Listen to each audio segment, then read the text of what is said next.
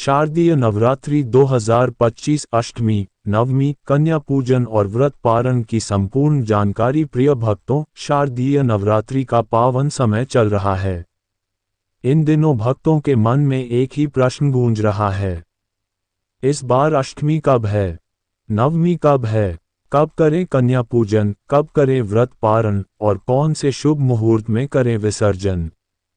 इस बार की अष्टमी और नवमी की तिथियों को लेकर भक्तों में बहुत ज़्यादा कन्फ्यूजन है। लेकिन आप घबराए नहीं, आज इस वीडियो में हम आपके सभी भ्रमों को पूर्ण रूप से दूर करने वाले हैं। आज हम जानेंगे कि महाअष्टमी और महानवमी के दिन क्या विशेष महत्व होता है, कन्या पूजन किस दिन करें, क्यों करें और उस दिन कौन कौन सी चीज़ें कन्याओं को देनी चाहिए।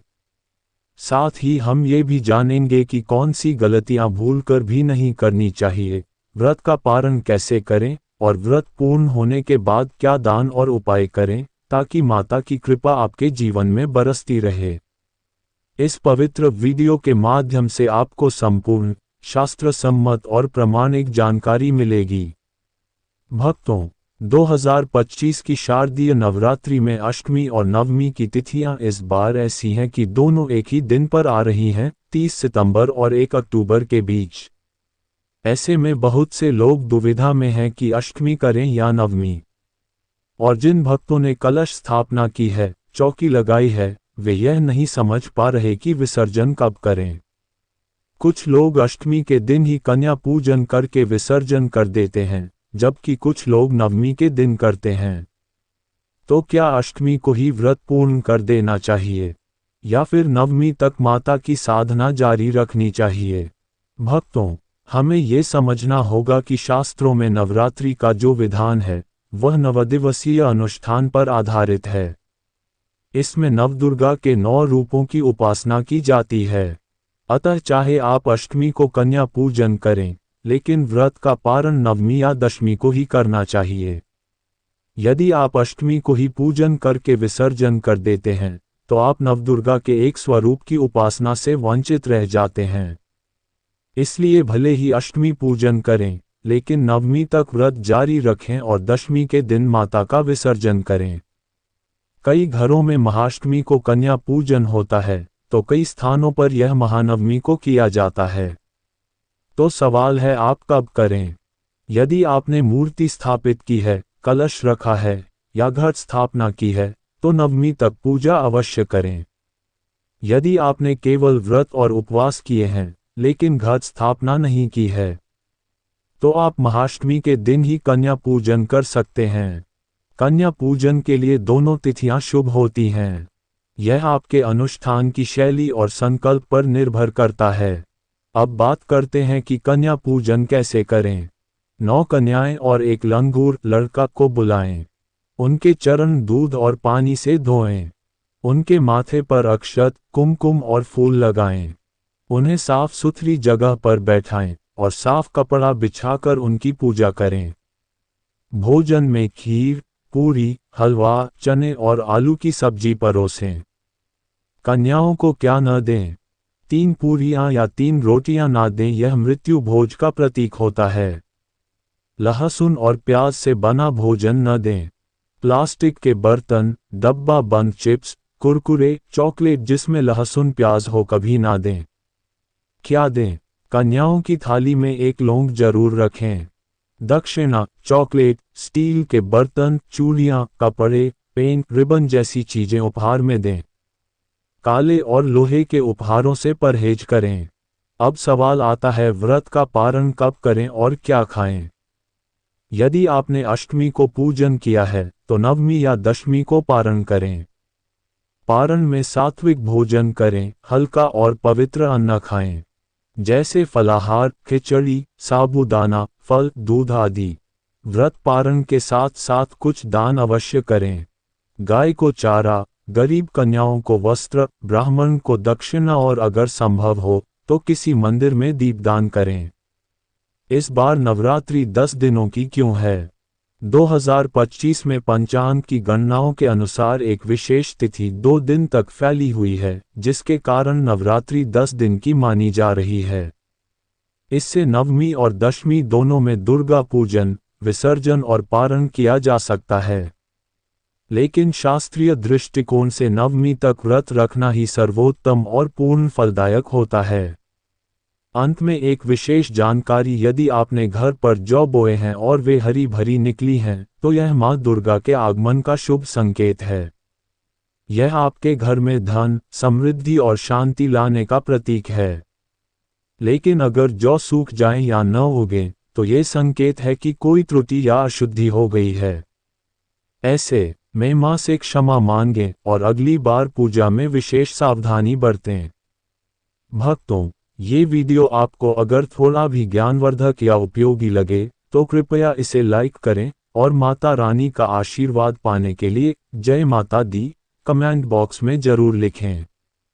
अगर आप चाहते हैं कि आगे भी इसी तरह की शुद्ध, प्रामाणिक और शास्त्र सम्मत जानकारी मिलती रहे, तो हमारे चैनल दिव्य ज्योति को जरूर सब्सक्राइब करें और बेल आइकन दबाएं ताकि कोई भी जानकारी आपसे छूट न जाए। माता रानी आपकी हर प्रार्थना को सुने और जीवन को सुख समृद्धि से भर दें।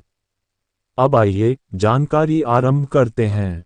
नवरात्रि विसर्जन और पूजन की संपूर्ण विधि, अष्टमी बनाम नवमी का रहस्य। भक्तों, नवरात्रि के इन पावन दिनों में एक बहुत बड़ा भ्रम सामने आता है कि क्या अष्टमी के दिन व्रत का पारण और माता का विसर्जन कर देना चाहिए। क्या कन्या पूजन के साथ ही पूजा समाप्त मानी जाती है? क्या अष्टमी ही सब कुछ है या फिर नवमी तक व्रत जारी रखना चाहिए? इन्हीं सारे प्रश्नों का उत्तर आज हम गहराई से समझेंगे, शास्त्रों के आधार पर, बिना कोई संदेह या अधूरी जानकारी छोड़े। सबसे पहले तो आप ये बात मन में बिठा लीजिए, शास्त्रों में कहीं भी यह नहीं लिखा है कि आप 8वें दिन यानी अष्टमी को ही व्रत समाप्त कर दें, विसर्जन कर दें या अनुष्ठान पूर्ण मान लें। अष्टमी की पूजा अवश्य कही गई है, लेकिन इसका अर्थ यह नहीं है कि आपका पूरा नवरात्रि अनुष्ठान 8 दिन में ही समाप्त हो जाए। यह ऐसा ही है जैसे आप शीतला माता की पूजा करते हैं। किसी के यहाँ सप्तमी को होती है, किसी के यहाँ अष्टमी को, लेकिन ये पूजा की तिथि है, अनुष्ठान की पूर्णता नहीं। नवरात्रि का विधान 9 दिनों तक ही चलता है। आपने यदि कलश स्थापना की है, चौकी लगाई है, जवारे बोए हैं, तो आप 9 दिन तक माता की उपासना करें और दशमी के दिन कलश का विसर्जन करें। यदि आप अष्टमी को ही सब कुछ समाप्त कर देते हैं, तो समझ लीजिए आपने माता के 9 स्वरूपों में से एक को छोड़ा और आपका अनुष्ठान अधूरा रह गया। कुछ लोग क्या करते हैं, वे कहते हैं हमारे यहाँ अष्टमी होती है और फिर अष्टमी को ही कन्या पूजन, फिर कलश विसर्जन और फिर तामसिक भोजन शुरू कर देते हैं। ये सारी बातें शास्त्र सम्मत नहीं हैं। यह एक प्रकार की अनजाने में हुई पूजा की त्रुटि है। आपके यहाँ अष्टमी हो बहुत शुभ है, कन्याओं का पूजन कीजिए, व्रत का नियम मत तोड़िए और माता का विसर्जन नवमी या दशमी को ही करें। अब आइए हम आपको आज की सबसे महत्वपूर्ण बात बताते हैं। यदि आप अष्टमी पूजन कर रहे हैं, तो पूजन की विधि क्या होगी। सुबह सूर्योदय से पहले उठिए, स्नान आदि करके पूजा के स्थान पर स्वच्छ वस्त्र धारण कर बैठिए। यदि आपने कलश या चौकी स्थापित की है, तो उसकी सफाई कीजिए। देवी पर चढ़े हुए विलीन फूल, अक्षत आदि को धीरे धीरे हटा दीजिए। जल से शुद्धि कीजिए। अब एक लोटा जल लीजिए, उसमें पहले गंगा जल मिलाए, फिर शुद्ध जल भरिए। इस जल को फूल के माध्यम से देवी पर छिड़किए, ये स्नान का प्रतीक होता है। कलश, देवता, खेती, जवारे और अन्य सभी पूजित स्थानों पर भी जल छिड़किए। इसके बाद देवी को वस्त्र अर्पित कीजिए। यदि नया वस्त्र नहीं है, तो मौली कलावा का टुकड़ा बांधिए और देवी को लाल चुनरी अर्पित कीजिए। अब समय आता है श्रृंगार का। माता को चूड़ियाँ, बिंदी, काजल, कंघी, सिंदूर, कुमकुम, इत्र आदि अर्पित कीजिए। फूलों की माला पहनाए और देवी को तिलक लगाए। यदि आपने अखंड ज्योत जलाई है, तो उसे जला हुआ ही बनाए रखें। यदि नहीं, तो आज धूप और दीपक अवश्य प्रज्वलित कीजिए। धूप दिखाए, दीप दिखाए, माता को नैवेद्य अर्पित कीजिए। फल, मिश्री, मेवा या घर में बना हलवा, खीर। अब समय है दक्षिणा और प्रार्थना का। माता को शुभ दक्षिणा अर्पित कीजिए। सके साथ बोलिए, ताम्बूलम समर्पयामि, शुभो वरदो भव। फिर हाथ जोड़कर प्रार्थना कीजिए। अपनी इच्छाओं को माता के सामने पूर्ण श्रद्धा से रखिए। अब कीजिए दुर्गा सप्तशती का आज का पाठ। यदि आप सप्तशती पढ़ते हैं तो 8वें अध्याय का पाठ कीजिए। यदि आप चालीसा पढ़ते हैं तो उसे पूर्ण श्रद्धा से कीजिए। आप जिस किसी भी विधान को कर रहे हैं उसे आज के दिन पूर्ण कीजिए। जो लोग नवमी को पूजन करते हैं वे इसी विधि को नवमी के दिन अपनाएं। अर्थ वही है। पूजा का क्रम 9 दिन तक चलेगा। कन्या पूजन 8वें या 9वें दिन किया जा सकता है, लेकिन व्रत का पारण नवमी या दशमी को ही होना चाहिए। अब बात करते हैं कलश का क्या करें, जौ जवारे का क्या करें और दीपक की बची हुई बाती का क्या करें। तो ध्यान रखें, जवारे को जल में विसर्जित करना शास्त्र सम्मत नहीं माना गया है। उन्हें किसी पीपल, तुलसी या केले के पौधे के पास विसर्जित करें। कलश का जल घर के कोनों में छिड़किए या गंगा जल के रूप में सम्मानित स्थान पर रखिए।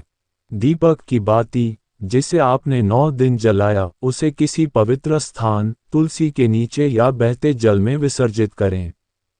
कलश के नीचे जो चावल रखे होते हैं उन्हें आप अपने धन स्थान या तिजोरी में रखें। ये चावल माता लक्ष्मी का प्रतीक होते हैं और आपके घर में संपन्नता और धन की वर्षा करते हैं। तो मित्रों, अंत में यही कहेंगे, नवरात्रि का अनुष्ठान कभी भी 8वें दिन समाप्त नहीं करना चाहिए। भले ही आपके यहाँ अष्टमी पूजन की परंपरा हो, लेकिन पूजा, व्रत और विसर्जन 9वें या 10वें दिन ही करना चाहिए। माता के 9 रूपों की पूजा के बिना नवरात्रि अधूरी रहती है। माता रानी आपके जीवन को समृद्धि, सफलता और शांति से भर दें। यदि आपको ये जानकारी उपयोगी लगी हो तो एक बार जय माता दी कमेंट जरूर करें। और आगे की सभी जानकारी पाने के लिए हमारे चैनल दिव्य ज्योति को जरूर सब्सक्राइब करें। अब अगले वीडियो में हम जानेंगे दशहरा पूजन की विशेष विधि, शमी पूजन का महत्व और कैसे इस दिन रावण दहन से पूर्व माता से विशेष वरदान प्राप्त करें। अष्टमी, नवमी, कन्या पूजन और नवरात्रि विसर्जन का संपूर्ण विधान। भक्तों, आज चाहे आप अष्टमी कर रहे हो या नवमी, यह सोचकर मत बैठ जाए कि आज अंतिम दिन है, पूजा खत्म हो गई है, अब विसर्जन करना है। नहीं, आज पूर्णता नहीं है, विसर्जन नहीं है, बल्कि आज भी माता की पूजा उसी विधि से होगी जैसे पिछले 7 दिनों से करते आ रहे हैं। सुबह उठिए, स्नान कीजिए, शुद्ध वस्त्र धारण कीजिए और पहले की ही तरह माता की पूजा करें। आज का पाठ सुनिए, चाहे दुर्गा सप्तशती हो या दुर्गा चालीसा। दुर्गा कवच भी आप अवश्य सुनिए, यह अत्यंत कल्याणकारी है। जो भी आप अनुष्ठान कर रहे हैं उस पर टिके रहिए। पूजा करने के बाद अब आरती कीजिए। आरती के पश्चात कन्या पूजन की विधि आरंभ होती है। अब यदि आपके यहाँ अष्टमी की परंपरा है तो आज कंजक बिठाइए, क्योंकि माँ के 9 रूप 9 कन्याओं के रूप में पूजे जाते हैं। तो 9 कन्याओं को आमंत्रित कीजिए, उन्हें स्नान कराए, उनके पांव धोइए, उन्हें साफ कपड़ा दें, आसन पर बिठाएं। फिर तिलक कीजिए, मौली बांधिए, अक्षत लगाए और जो भी आप उन्हें अर्पित करना चाहते हैं, हलवा, पूरी, चने, दक्षिणा, उपहार, सब 9 अलग अलग थालियों में सजाइए। अब एक एक कन्या को मन से देवी स्वरूप मानते हुए अपने हाथ से भोजन कराए। यदि कन्याएं समय के कारण वही भोजन न कर पाएं, तो भोजन पैक कर उन्हें सम्मानपूर्वक दें। भोजन के साथ साथ उन्हें उपहार देना अनिवार्य है, कभी चूड़ी, कभी रुमाल, तो कभी कोई उपयोगी वस्तु। उसे अपने माथे से लगाए, माता को अर्पित कीजिए और फिर कन्या को भेंट दीजिए। फिर झुककर उनके पैर छू लीजिए और उनसे आशीर्वाद प्राप्त कीजिए। शास्त्रों में कहा गया है, यदि कन्या खुशी खुशी आपके घर से विदा होती है तो यह मानिए कि माँ दुर्गा स्वयं प्रसन्न होकर आपके घर से आशीर्वाद देकर गई हैं। फिर आपके घर में कभी अन्न, धन और समृद्धि की कमी नहीं होगी। अब यदि आपके यहाँ अष्टमी पूजा होती है और आप जोड़ों में व्रत रखते हैं, जैसे प्रतिपदा को एक व्रत और फिर अष्टमी को दूसरा व्रत, तो आप आज कंजक पूजन के बाद व्रत खोल सकते हैं। लेकिन केवल तब जब आपने 9 दिन का व्रत नहीं रखा हो। जिनके यहाँ नवमी को पूजा होती है, वे प्रतिपदा और नवमी को व्रत रखते हैं और नवमी के बाद व्रत खोलते हैं। लेकिन जो लोग 9 दिन का संपूर्ण नवरात्रि व्रत करते हैं, वो ध्यान रखें, उनका व्रत दशमी को ही पूर्ण होता है, नवमी को नहीं। इसलिए भक्तों, यदि आपने कलश स्थापना की है, चौकी सजाई है, जवारे बोए हैं, तो ध्यान रखें उनका विसर्जन आज नहीं होगा। उनका विसर्जन दशमी के दिन ही करना है, क्योंकि पूजा का विधान 9 दिनों तक चलता है और 10वें दिन होता है विसर्जन। अब बात करते हैं विसर्जन कैसे करें। माता का विसर्जन कोई साधारण कर्म नहीं है, यह आपकी भक्ति की पूर्णता है। इसमें विनम्रता, श्रद्धा और प्रेम होना चाहिए। दशमी के दिन प्रातः स्नान करके शुद्ध वस्त्र पहने माता को सुंदर लाल चुनरी, वस्त्र, फूल और मिष्ठान अर्पित करें। फिर धूप दीप जलाकर सप्रेम आरती करें और माता से प्रार्थना करें, हे माँ, जैसे इन 9 दिनों में आप हमारे घर पधारी, वैसे ही हर वर्ष पधारना, हमारे जीवन को सुख, शांति और समृद्धि से भर देना। इसके बाद माता की मूर्ति या तस्वीर को गंगाजल या शुद्ध जल से छिड़कें या फिर पर्यावरण की दृष्टि से उन्हें मिट्टी में स्थापित करें। अंत में जय माता दी के जयघोष के साथ विसर्जन पूर्ण करें और सभी को प्रसाद बांटें। अब कुछ जरूरी मुहूर्तों की जानकारी भी जान लीजिए। चतुर्थी तिथि इस बार 25 और 26 सितंबर 2 दिन रही, इसलिए नवरात्रि 10 दिन की मानी जा रही है। अष्टमी तिथि आरंभ 29 सितंबर शाम 4:31 बजे, समाप्त 30 सितंबर शाम 6:51 बजे सूर्योदय से अष्टमी मानी जाएगी 30 सितंबर को।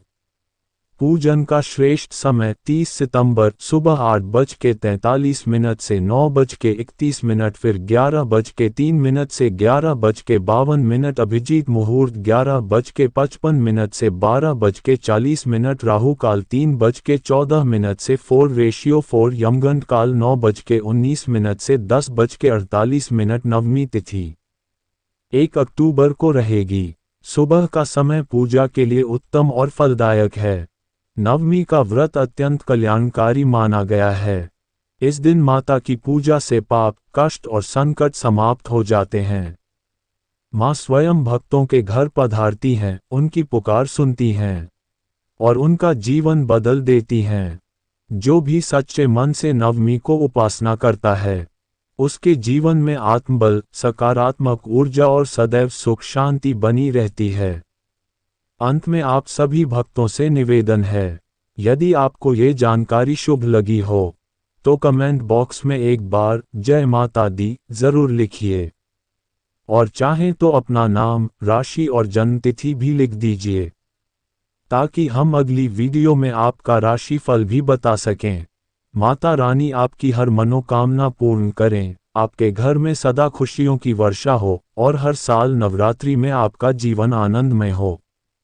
जय माता दी, जय नवदुर्गा, जय शेरावाली माता। अगर आप चाहते हैं कि आगे दशहरा पूजन और शमी पूजन की विधि भी मिले, तो हमारे चैनल को सब्सक्राइब करना ना भूलें। महानवमी पारण, कन्या पूजन और कलश विसर्जन की संपूर्ण विधि भक्तों, अगर आप भी चाहते हैं कि माता रानी की अनंत कृपा सदा आपके जीवन में बनी रहे, तो महानवमी के दिन पूरे प्रेम, विश्वास और निष्ठा के साथ व्रत अवश्य रखें। और अगर आपको ये दिव्य और प्रेरणादायक जानकारी अच्छी लगी हो, तो इस वीडियो को दिल से लाइक करें, चैनल को सब्सक्राइब करें और मां की भक्ति परिवार का हिस्सा बनें। साथ ही इस पावन संदेश को ज्यादा से ज्यादा लोगों तक पहुंचाएं, ताकि माता रानी की कृपा का अधिक से अधिक प्रसार हो सके। कैसे खोलें व्रत? आप जानते ही हैं कि व्रत का पारण कन्या पूजन के बाद ही किया जाता है, जब कन्याओं को भोजन कराकर दक्षिणा और उपहार भेंट कर दिए जाते हैं। उसके बाद ही व्रत खोलना चाहिए। पारण के लिए सबसे पहले मीठा खाएं, जैसे कि हलवा, खीर या फल। सीधा नमक वाला भोजन ना लें। इसके बाद सात्विक, हल्का भोजन करें, जिसमें प्याज, लहसुन या मांसाहारी पदार्थ न हों। कलश विसर्जन कैसे करें? पूरे 9 दिनों की पूजा के बाद जब कन्या पूजन के साथ पर्व की पूर्णता आती है, तो चौकी पर रखा कलश भी हटाया जाता है। सबसे पहले कलश के ऊपर रखी नारियल व चुनरी को प्रेम से अलग करें। फिर दशमी के दिन उस जल को किसी पवित्र स्थान या बहते जल में प्रवाहित करें। ध्यान रखें, कलश का विसर्जन कन्या पूजन के बाद ही करना चाहिए।